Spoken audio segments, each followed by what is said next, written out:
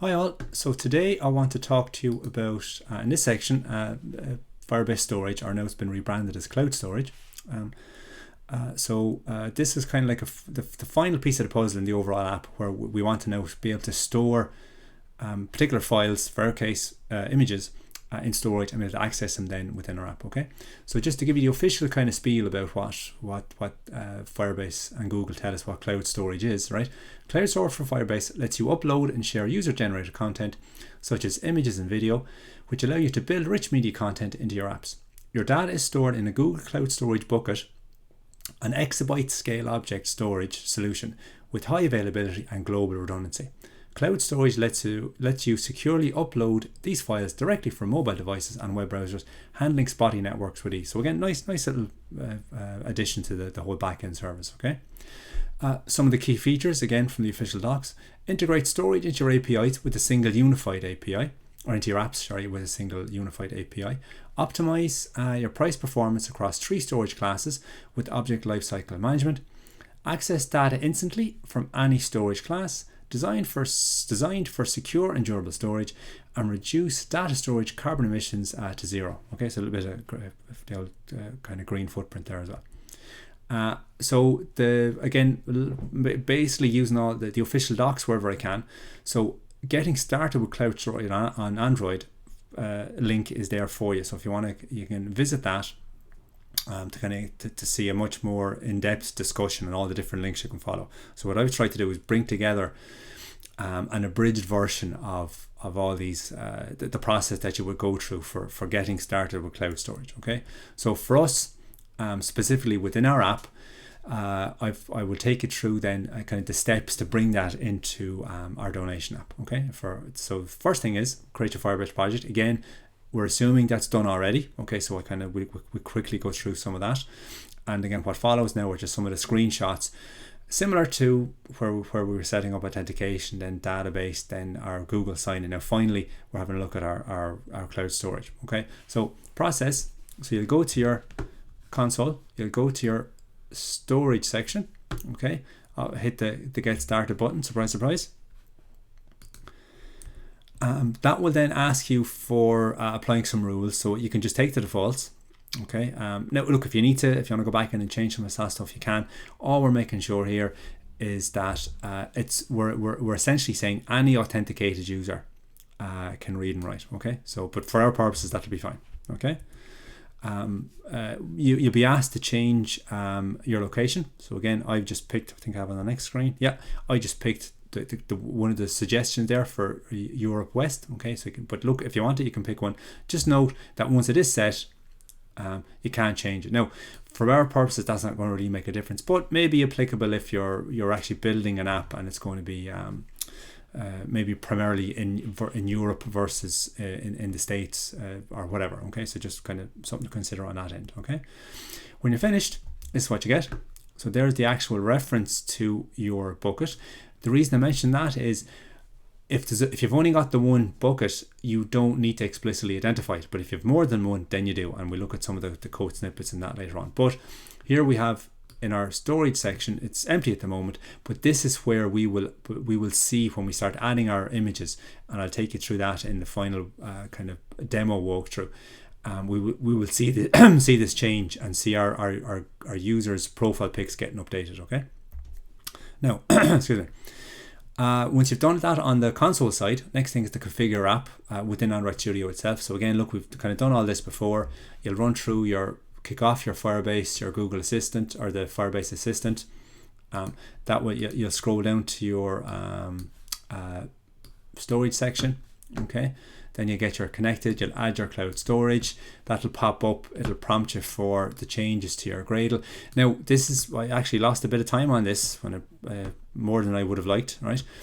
Even though I had all my updates done and it was prompting me to take in or implement and add this dependency version 16.04, right?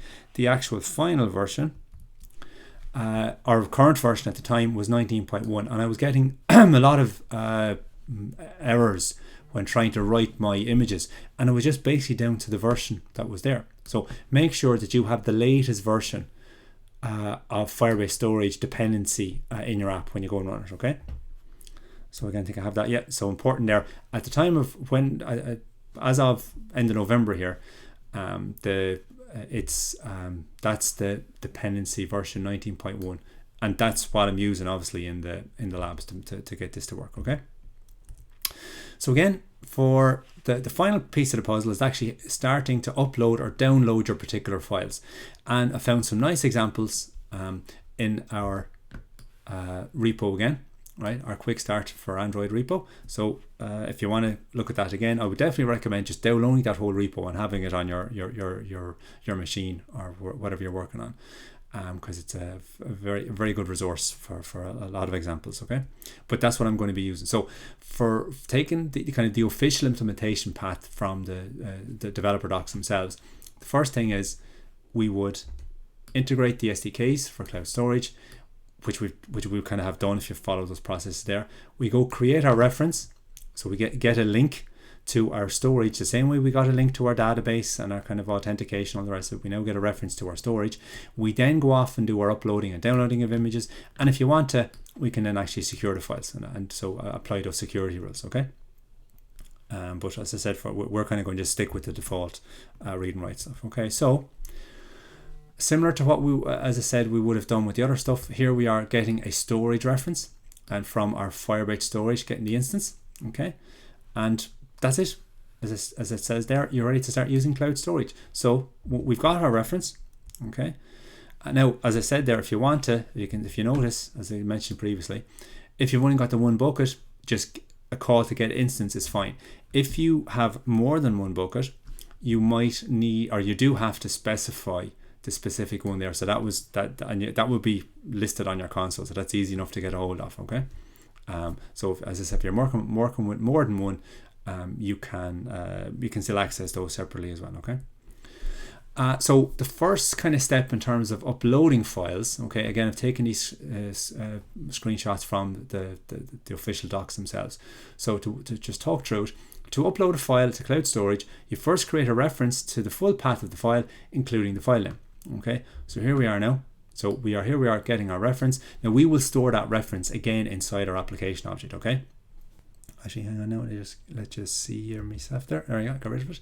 So here we are referencing. Look, there's our child nodes again. So from the reference, this would be the this is assuming that this mountains.jpg file is at the root. So we're just saying storage ref and then the actual file itself, right?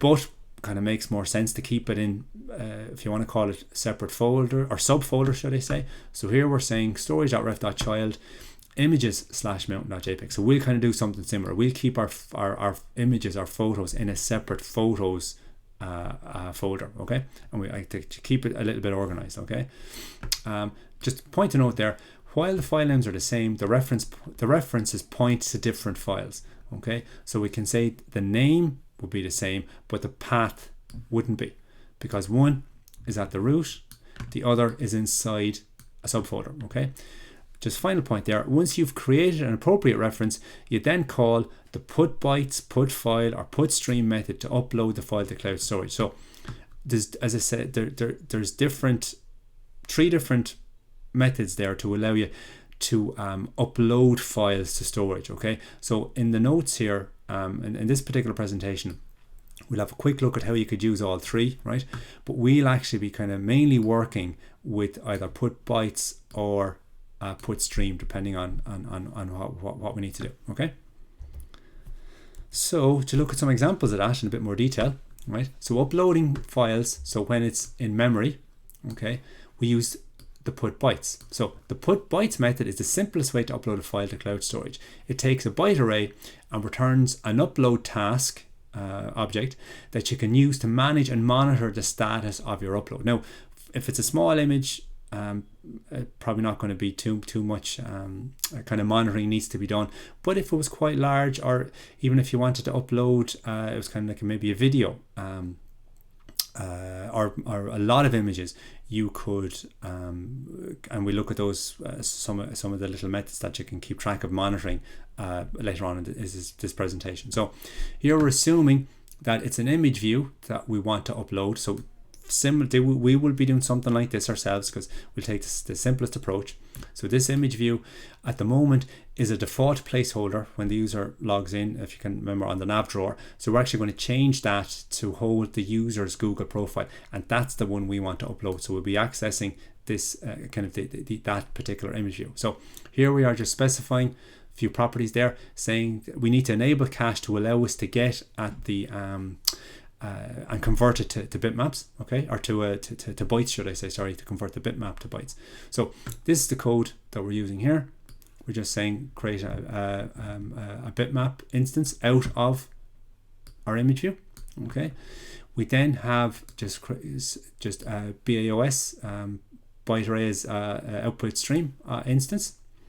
We then invoke or pass that into the and compress that down into a data object, so we can see it there. So we're saying val data BAOS dot to byte array. Okay, so we're passing in the byte stream there. So this is a method function that we can invoke on the bitmap to convert it into the format that we want. So it's just a bit of compression stuff going on there, specifying a particular format, specifying a ratio there as well, and then we actually use that then in our task. We say var upload task mountains ref, so that there's our reference.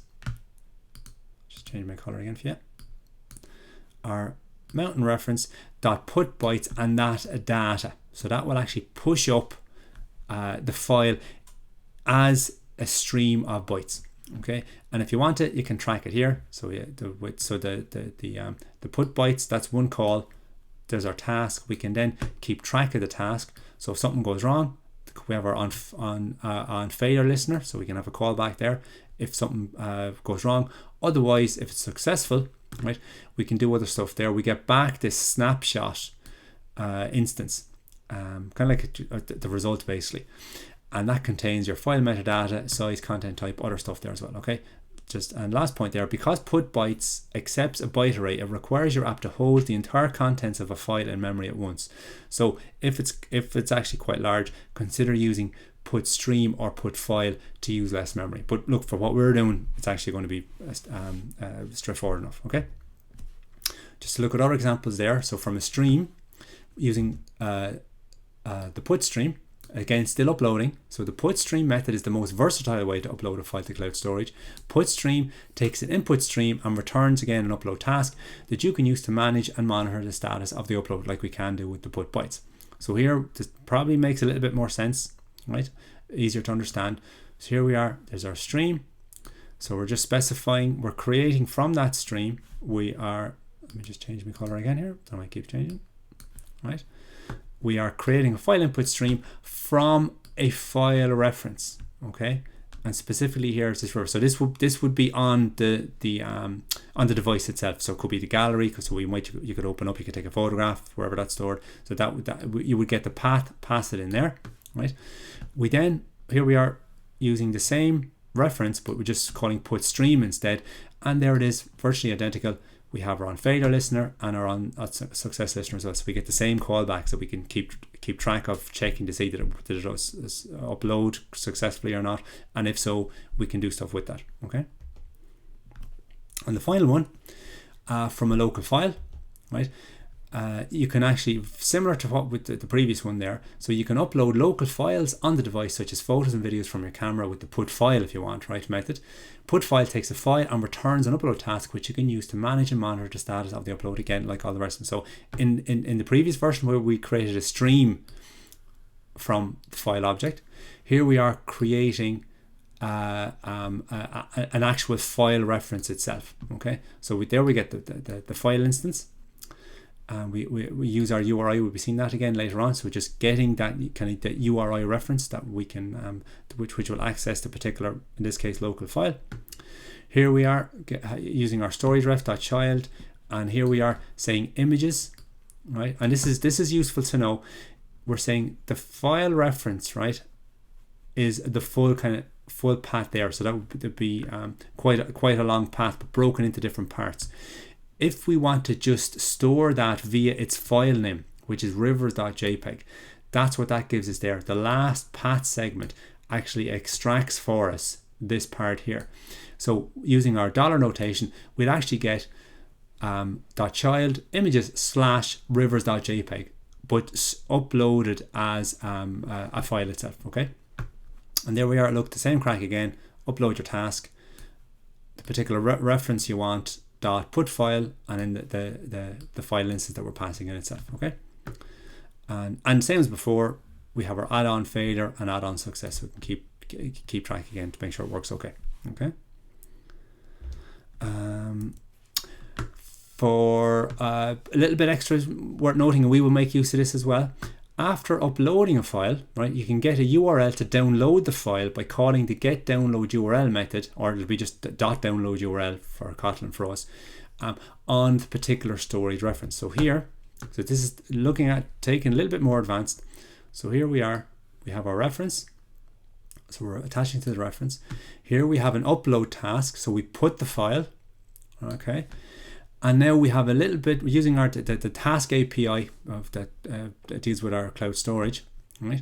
We create a URL task, so all down here, okay. And we have this just kind of the kind of Kotlin, some kind of advanced kind of generic stuff going on here. We have upload task.continue with task, so we get a task reference, right? If the task is if it's not successful, right, we're just going to throw an exception so we can keep track of that. Otherwise, we get back the reference .download URL. So this is a reference to the URL that was uploaded and references this image in cloud storage. So we could then use this and assign that somewhere else to give us a reference to the actual file that's up on our storage. Okay. And what we're adding on here is we're just adding a complete listener that once it successfully completes, here we are updating, we're getting from the task the result and associating that with this download URI as opposed to your URL, right? And that's what we would store. Okay, so that's what we're actually going to, we will see something like this ourselves in the lab later on. So as well as it's a feature within the storage approach that Firebase have, that when you upload a file, whether it's an image, whether you've done it through, whether it's via put bytes, put file, or put stream, right?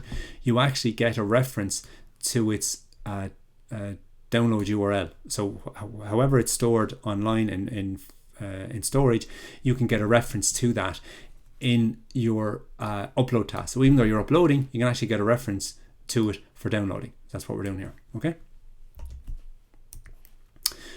Some of the worth noting, I suppose, some of the callbacks to listeners for keeping track of and monitoring progress. So you can see it here. We have our on progress listener. We have on pause listener, on success, on failure, fairly self-explanatory.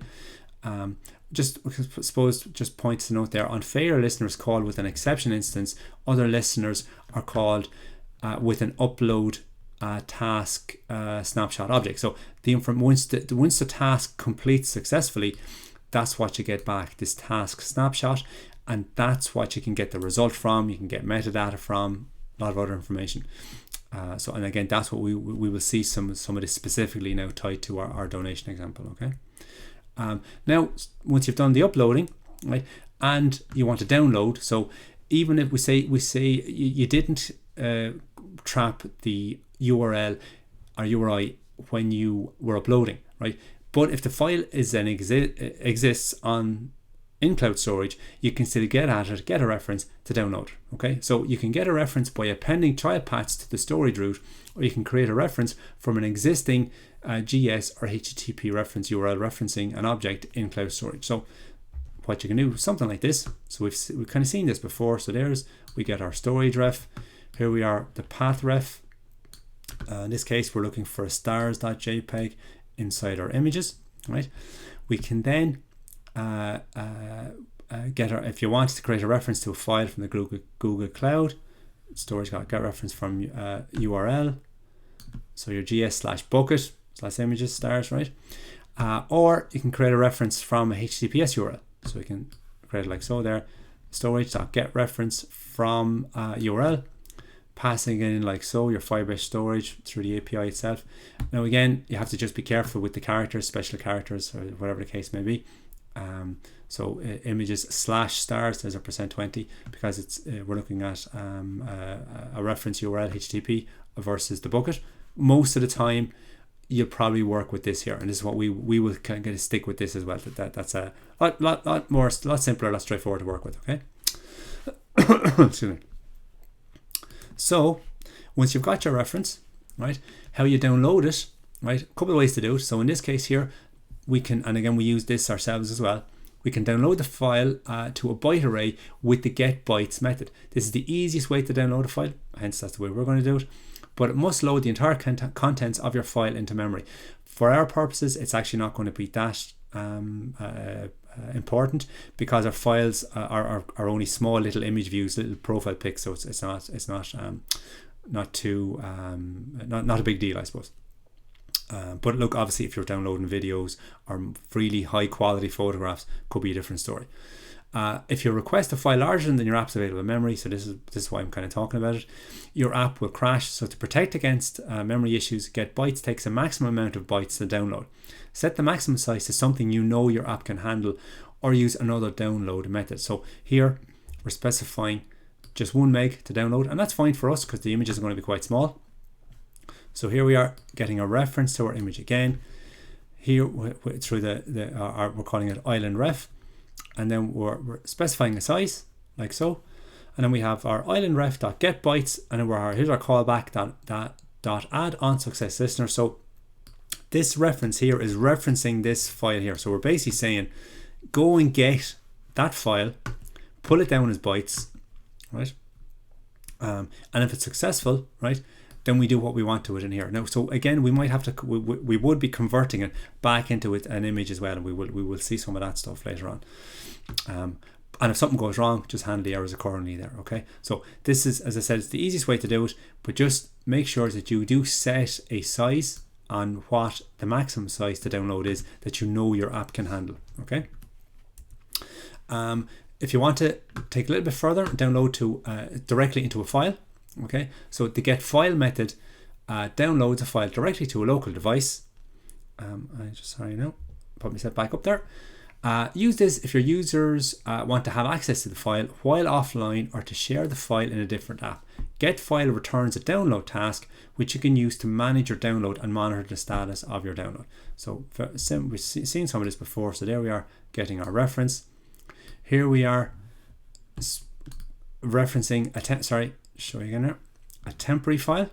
So val local file. So we're creating a temporary file in the kind of the root images. It's going to be of type JPEG, and then our reference itself, we get file, passing in the local file, and then dot, we have our callback add on success listener or add on failure listener. So again, if everything goes okay, the file will be created, and we can do whatever we want to then there. Maybe go off, find it, load it up somewhere. Otherwise, maybe inform the user something went wrong, maybe check your connection or whatever the case may be. Via URL. Okay, so if you already have download infrastructure based around URLs, or just want a URL to share, you can get the download URL for a file by calling the get down URL method on a storage reference. And we've seen that before, but you can actually access it directly outside of the that upload task that you would have been using to get the reference to begin with. So you can your storage ref.child, the specific image .download URL. Now the assumption here is this will only be successful if this file actually exists, right? If it doesn't exist, you're going to get your failure in here, right? So this would get the particular download URL, right? So in this the snapshot that's returned, it would hold that download URL, and then you can go off and share it, do whatever you need to do with it, okay? Maybe store the reference in a in your database, or whatever the case may be, okay? That's it actually. So we look at how we work with files, and those particularly images, right? Save to cloud storage in the code walkthrough and the lab. So again, the next section will kind of bring those two together, and we look at some of the code snippets that we are in the code walkthrough, and then we'll actually see it in operation in the lab itself. Okay, so a couple of references there again, same as before. There's some of these ones specific just to storage. And thanks for listening, and talk to you soon. Bye bye.